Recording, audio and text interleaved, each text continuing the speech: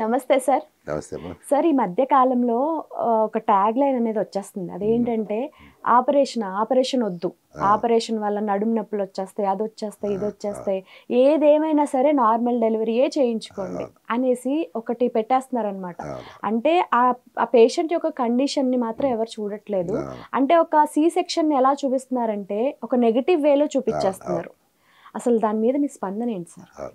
అది ఎంతవరకు కరెక్ట్ అంటారు? అది ఆపరేషను మనకి ఏది కావాలనుకుంటే ఆపరేషను, మనకు వద్దనుకుంటే నార్మల్ డెలివరీ అలా ఏమి ఉండదమ్మా. అది అంటే అది మనిషి కండిషన్ బట్టి, ఆ గర్భవతి స్త్రీ ఉన్న పరిస్థితులను బట్టే డిసైడ్ అవుతుంది. ఇది మంచిదా, అది అది చెడ్డది అని ఏమి ఉండదు. ఆ పేషెంట్కి ఒకవేళ తను ఏ రిస్క్ లేకుండా ప్రెగ్నెంట్ అయ్యి తర్వాత కాన్పు నొప్పులు వచ్చినప్పుడు డాక్టర్ పరీక్ష చేసినప్పుడు ఆ బిడ్డ డెలివరీ అయ్యే దారి ఏదైతే ఉందో అది బిడ్డ తలకు దారికి హ్యాపీగా సరిపోయేటట్లుగా రూమీగా ఉంది అంటే నార్మల్ అలో చేస్తారు, మామూలు కాన్పు అయిపోతుంది.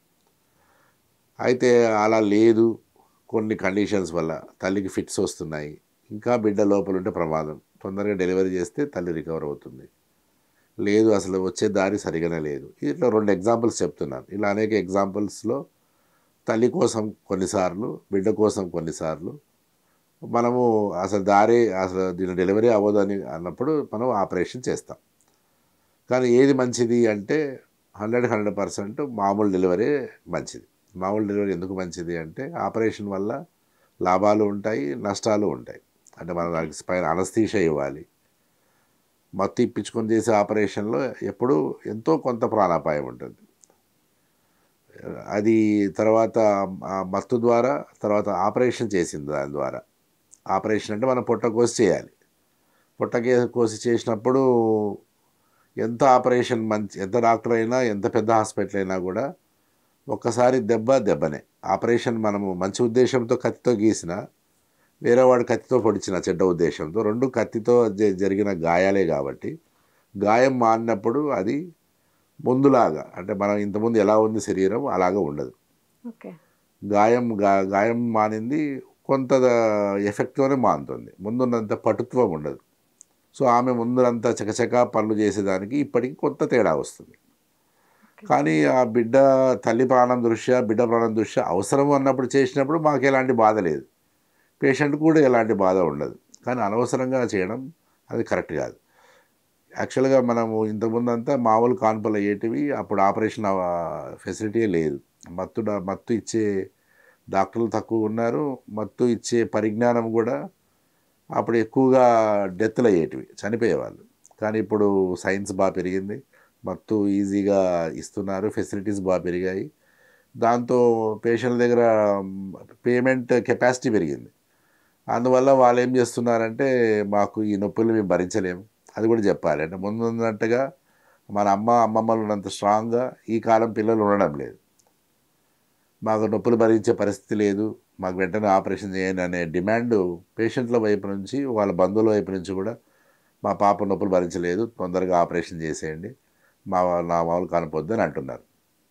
అలా అంటున్నందుకు మన గవర్నమెంట్ ఏమవుతుందంటే ఇట్లా చేస్తే it will effect the society, correct కాదు అనే ఉద్దేశంతో వరల్డ్ హెల్త్ ఆర్గనైజేషన్ కానీ అనేక సంస్థలు దీని మీద స్టడీస్ జరిపి గవర్నమెంట్ ఆఫ్ ఇండియా నుంచి నిర్దేశం, మనకు తెలంగాణ ప్రభుత్వానికి నిర్దేశాలు ఏమంటే మిగిలినంతవరకు అనవసరమైన ఆపరేషన్లు తగ్గించాలి. మన అభివృద్ధి చెందిన దేశాల్లో 100కు 15 మంది ఆపరేషన్లు చేయించుకుంటుంటే మన దగ్గర మన తెలంగాణలో మనకు అవి 30-40% పైనే ఉంటున్నాయి. అది చాలా అలార్మింగ్ అనమాట. అలా చేయడం వల్ల ఏమంటే చనిపోయే బిడ్డలు, తల్లుల సంఖ్య కూడా పెరుగుతుంది. మామూలు కాన్పులో మనకు చనిపోయే సంఖ్య అంత ఉండదు, చాలా తేడా ఉంటుంది. అందువల్ల ఎప్పుడైనా సరే మామూలు కాన్పు అయ్యే అవకాశం ఉంటే కంపల్సరీగా మామూలు కాన్పు కోసమే ట్రై చేయాలి. గైనకాలజిస్టులు కొంతమంది, ఇంక్లూడింగ్ మా హాస్పిటల్లో కూడా ఏం చేస్తాం, నార్మల్ డెలివరీకి ఆపరేషన్లకి దాదాపు ఒకే ఛార్జ్ అయ్యేలా కూడా చాలామంది గైనకాలజిస్టులు ఇనిషియేటివ్ తీసుకుంటున్నారు. అంటే డబ్బుల కోసం, అంటే ఆపరేషన్ అంటే ఎక్కువ మనీ అవుతుందని చెప్పేసి మాకు మామూలు కాన్పు చేయని అడగకుండా కొన్ని హాస్పిటల్స్ ఇనిషియేటివ్తో ముందుకు వస్తున్నాయి. ఏమంటే రెండింటికి ఒకటే రేటు చేస్తే ప్రజలు కూడా ఏది సరైందో దాని వైపు పోతారు. ఈ ధర అనేది దీన్ని ఇన్ఫ్లుయెన్స్ చేయకూడదు అనే ఉద్దేశంతో వాళ్ళని ముందుకు తీసుకొస్తున్నారు. ఓకే. కాంప్లికేషన్స్ ఏమొస్తాయి సార్ మామూలు ఆపరేషన్ డెలివరీ అయితే కనుక? ఆపరేషన్ డెలివరీ అయినప్పుడు ఏమవుతుందంటే మనకు మత్తు ఇవ్వాలి. మత్తు ఇస్తే కానీ ఆపరేషన్ చేయనికి లేదు. మత్తు అనేది నడుము దగ్గర ఇస్తారు. నడుము కింద ఆపరేషన్ కాబట్టి. ఆపరేషన్ నడుము దగ్గర ఇచ్చినప్పుడు ఏమవుతుందంటే దాని అనస్థీషియా ఎఫెక్ట్స్ వస్తాయి. కొంతమందికి చాలామందికి హెడేక్ రావడం ఇమీడియట్గా అయితే ఓకే.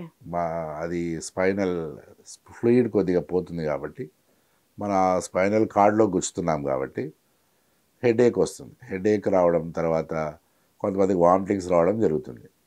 చాలామందికి బ్యాక్ ఏక్ నడుము నొప్పి పర్మనెంట్గా ఉన్నట్లుగా ఫీలింగ్ అనేది కొంతమందిలో రిపోర్ట్ అవుతుంది. ఇవి అనస్థీషియా ఎఫెక్ట్స్. ఇంకా డెత్ కూడా కొంతమందిలో జరిగే అవకాశం ఉంది. మత్తు పైకి పాకి రేర్గానే ఉంది కానీ అదొక అవకాశం ఉంది.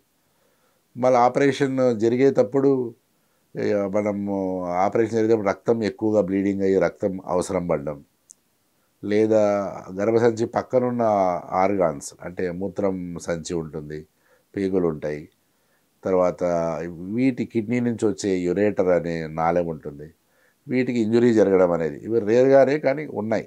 అంటే డేంజర్స్ అన్నీ ఉన్నాయి ఆపరేషన్ జరిగేటప్పుడు. ఆపరేషన్ అయిపోయిన తర్వాత కుట్లు మానేటప్పుడు ఇబ్బందులు రావడం, ఇన్ఫెక్షన్ రావడం, కుట్లు మానేటప్పుడు స్కార్ ఏర్పడుతుంది. ఇవి